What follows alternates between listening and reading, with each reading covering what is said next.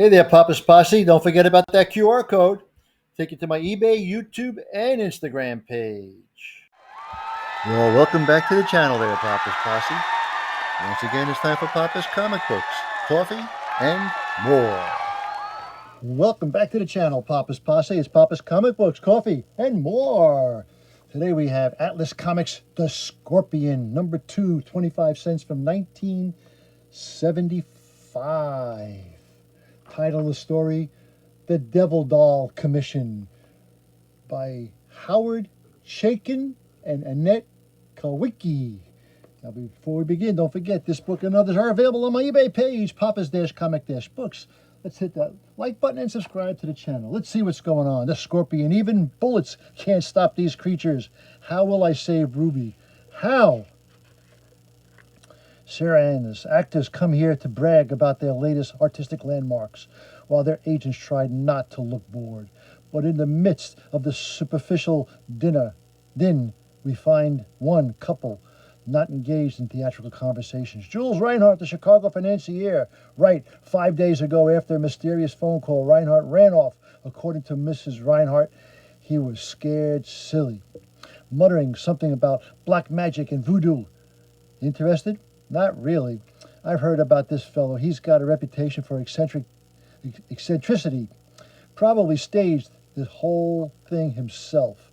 I beg your pardon, Mr. Frost. There's a Mrs. Reinhardt on the phone for you. Speak of the devil.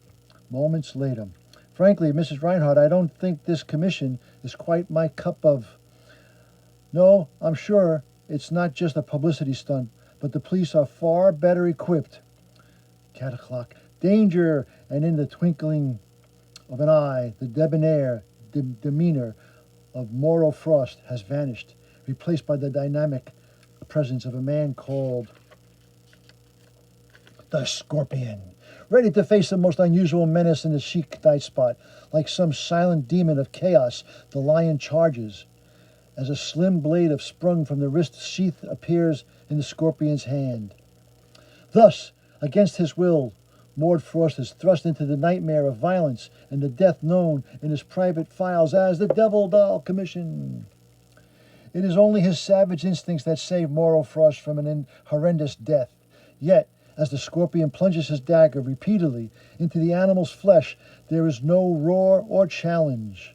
Only the savage flailing of the mighty claws until a vital spot is hit. Then, an all-too-human scream is ripped from the beast's slavering jaws, and through some unearthly force, the lion's prone form begins to shift, to change, until the twitching carcass at the Scorpion's feet has become a man. Mauro, what? Mrs. Reinhardt, are you still there? Be at my home around 5 o'clock tomorrow afternoon. That's right. Good night. And the next evening. And so Mr. Frost at 5 in the morning, they grabbed a briefcase stuffed with private documents and drove off. The last thing he said as he slammed the door was, "No voodoo witchcraft's gonna stop me," or something like that. I think now about the phone call. You say you overheard some of it? What was said? Nothing I can remember except he mentioned Max Cervantes as a gangster, isn't he? He was a gangster. Cervantes died in a plane wreck 8 years ago. Perhaps someone is posing as Cervantes. In any event, Mrs. Reinhardt, I'll look into it. Thank you so much, Mr. Frost. After the woman has gone, Ruby, I want complete rundown on Jules Reinhardt, finances, family history, everything. I'll see what I can dig up. In the meantime, I'll take to the streets, talk to Cervantes' old gang members. Maybe he looks like that. Or he looks like that. At nightfall, the city so bright during the day now takes on a look of threatening shadows as the creatures of evening take to the deserted city streets. Through the crazy quilt of light and dark stalks the Scorpion. From underworld dives into Park Avenue haunts of the crime barons, the Scorpion follows a trail that points to one nagging conclusion, that Max Cervantes is alive. And after hours of detective work, the Scorpion finds his journeys end at the Skyline Room, a speakeasy, a relic of Prohibition, a place that was once owned by Max Cervantes. Outside, the air is alive with the winter's chill, but within the skyline room, the atmosphere is warm, warm and dense, with the heavy smell of hashish and opium, as New York's bored rich indulge themselves in the latest decadence. Keep 'em happy, Vince. If anyone wants me, I'll be in the office. Okay, Limey. Well, you've gone from bad liquor to bad dope, eh, Limey? The Scorpion? Hands where I can see them. Whalen? Hey, I'm clean, I swear it. You don't concern me, Limey. What I want is Cervantes. Now, you gotta be joking. You know as well as I do that Max died in 1930. I'm sorry, Limey, but my investigations have proven otherwise. None are... Now, are you gonna talk? He's behind that panel, but it's locked from the inside. Bam, bam, bam, bam! Behind a false wall, the scent of Lucas barley hides the stench of death. Max, he's croaked. But this man is Jules Reinhardt. That's what Max has called himself since 1930. He faked the crash. A doc in Chicago changed his face, and he ran out on his silent partner in bootlegging Buddy Lyle, the band leader. But somehow Lyle caught on and made some noise. So Max grabbed his bank books and hid here. And now, after all these years, he's had a heart attack. Well, I wouldn't be so sure. What else could have been? There's not a mark on him. Anyway, nobody could get to me. Well, somebody did. This man's been murdered. And shortly thereafter, in the Scorpion's brownstone, Muchas gracias, Senor Ruiz.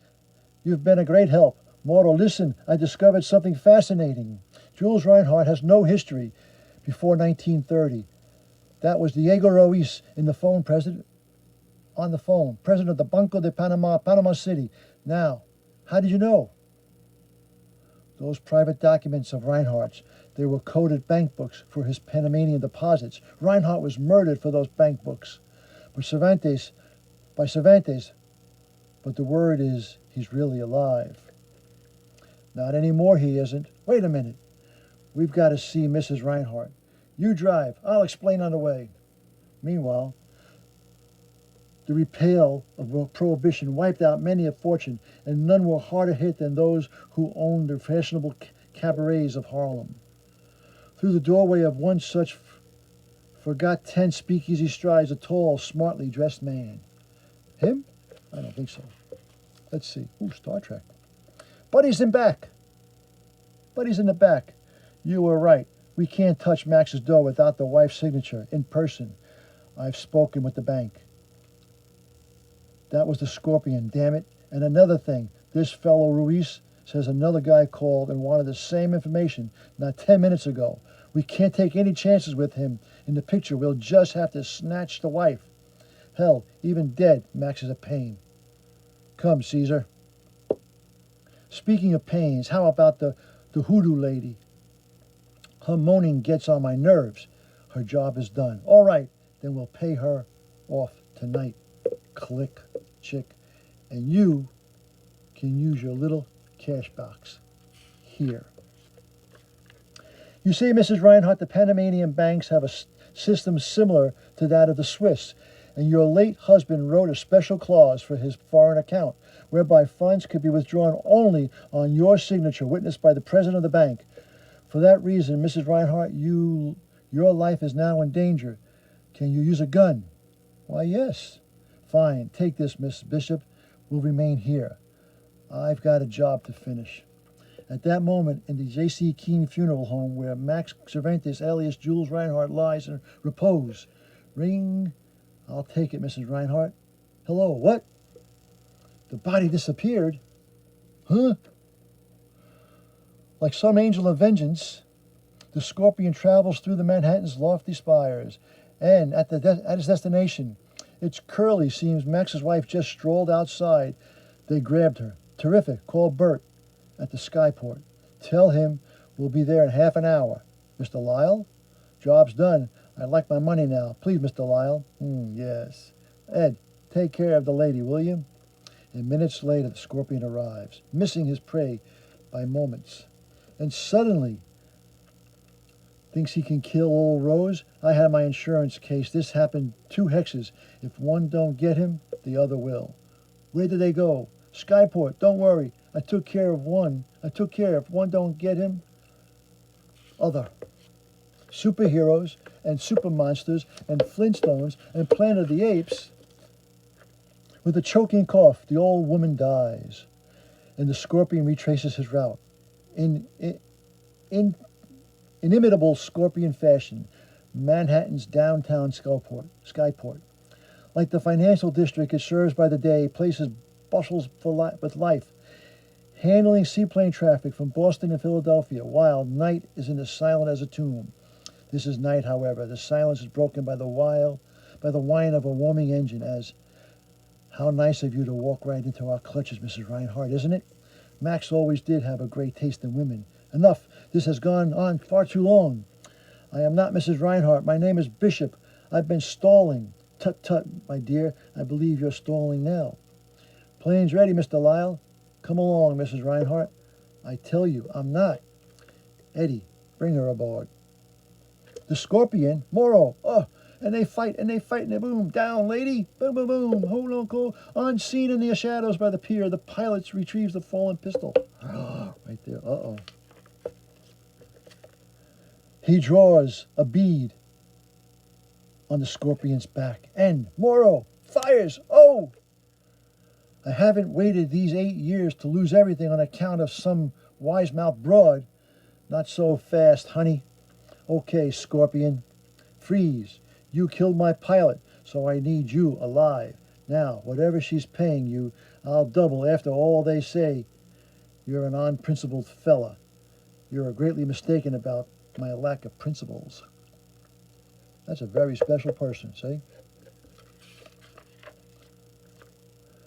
Any contract of mine is binding, and I don't deal with killers. Listen, friend, Caesar forgotten in the fray seems to have shimmered in the murky shadows of the dock.